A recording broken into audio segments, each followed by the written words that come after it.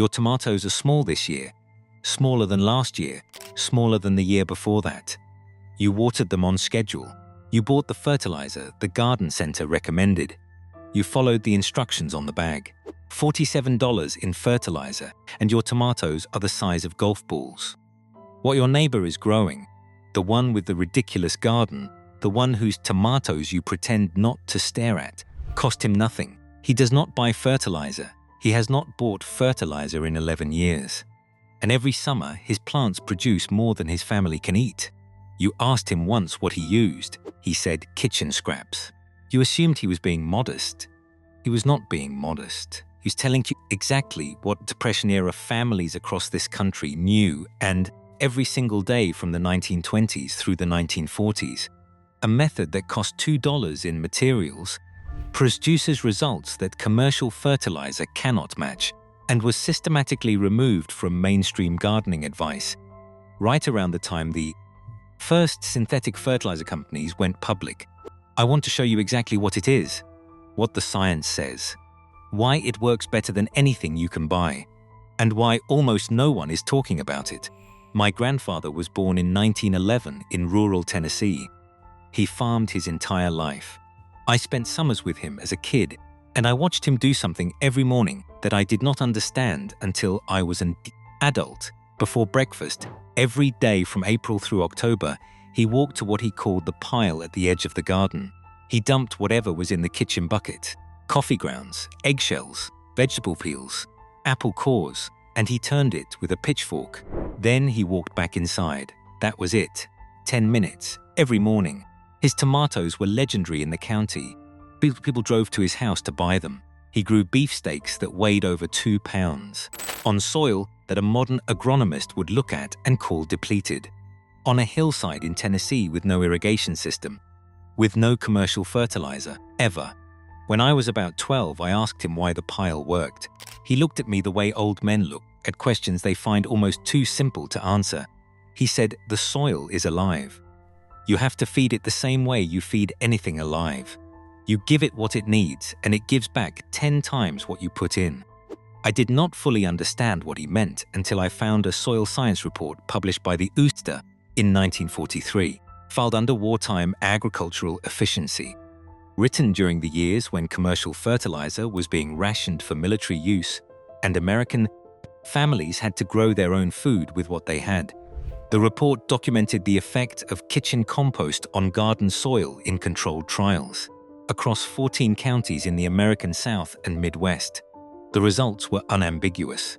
Soil treated with kitchen compost for 2 consecutive seasons showed nitrogen levels 3 times higher than untreated soil. Phosphorus levels doubled. Microbial activity, the living biology of the soil that actually feeds plant roots, increased by a factor of 6. 6 times more living biology in the soil for the cost of not throwing away your coffee grounds. The report was submitted to Congress in November 1943 with a recommendation that kitchen composting be promoted as a national food security priority. That recommendation was never implemented. By 1945, synthetic nitrogen fertilizer, developed from the same chemical process used to make wartime explosives, was being converted for agricultural use. By 1948, the first commercial fertilizer marketing campaigns were running in farm journals across the country. The 1943 USDA report was never reprinted. It has not been referenced in a mainstream gardening publication since 1951. Here is what my grandfather understood that the fertilizer companies would prefer you not think about too carefully. Synthetic fertilizer feeds the plant directly. It bypasses the soil. It delivers nitrogen, phosphorus, and potassium in a form the plant can absorb immediately, but it does nothing for the living biology of the soil itself. The bacteria, the fungi, the microorganisms that break down organic matter and make nutrients available in the right form at the right time. Synthetic fertilizer does not feed them. Over time, with repeated synthetic fertilizer use, that soil biology collapses. A garden that depends on synthetic fertilizer is a garden that needs more synthetic fertilizer every single year. The soil gets weaker. The plants get more dependent. The bags keep coming. Kitchen compost does the opposite. It feeds the soil to biology. the bacteria multiply, the fungi networks expand, the microbial activity increases. And that living network does something no synthetic fertilizer can do. It makes nutrients available to plant roots in the exact form and at the exact time the plant needs them. Not in a single burst when you apply the bag. Continuously, precisely, responsively, a garden with healthy soil biology feeds itself. The plants are stronger, the roots go deeper, the yields increase year after year. Not because you added more product, because you built something.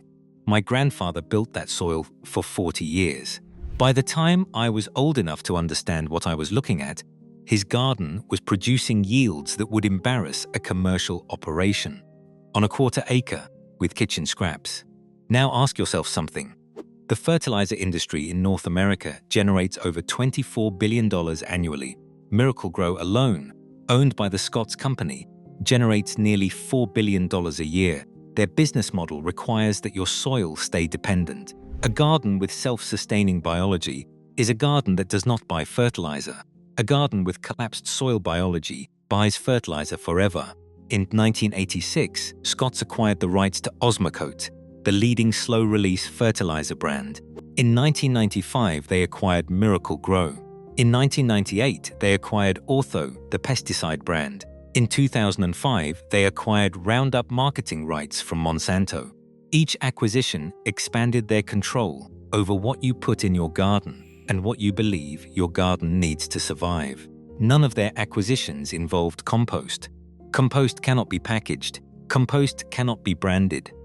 Compost cannot be marked up 4,000% and placed at eye level in a garden center with a celebrity endorsement on the label. Your kitchen scraps can. Here is exactly what you do. This is the method my grandfather used. This is the method the 1943 USDA report documented. This is what works. Start collecting. Every day from your kitchen, coffee grounds and filters, eggshells, vegetable and fruit peels, apple cores, tea bags without staples, stale bread in small amounts.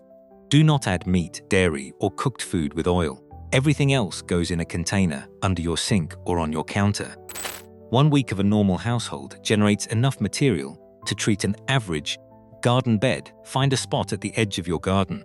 6 feet by 3 feet is enough. Pile your kitchen scraps there. Add dry material, dead leaves, torn cardboard, newspaper, in roughly equal amounts to the wet kitchen scraps. This is the ratio that matters. Wet nitrogen-rich material balanced with dry carbon-rich material. That balance is what activates the biology. Turn the pile every 3 to 4 days. A pitchfork works. You are introducing oxygen.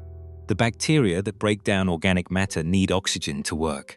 A pile that is never turned composts slowly. A pile that is turned regularly composts in 6 to 8 weeks. When the material at the bottom is dark, crumbly, and smells like forest floor, not like rot, like forest, it is ready. Work it into the top 4 inches of your garden soil before planting.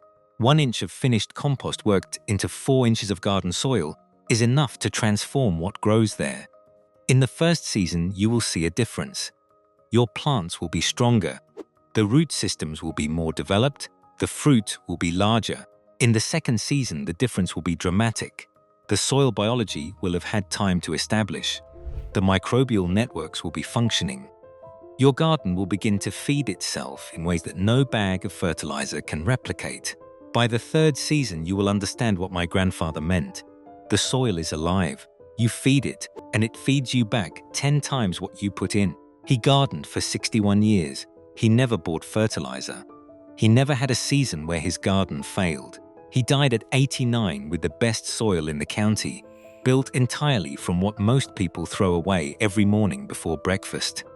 If you want to know the other methods he used, the pest control trick that cost $1 and eliminated every insect without chemicals, the seed-saving method that made him completely independent from any store.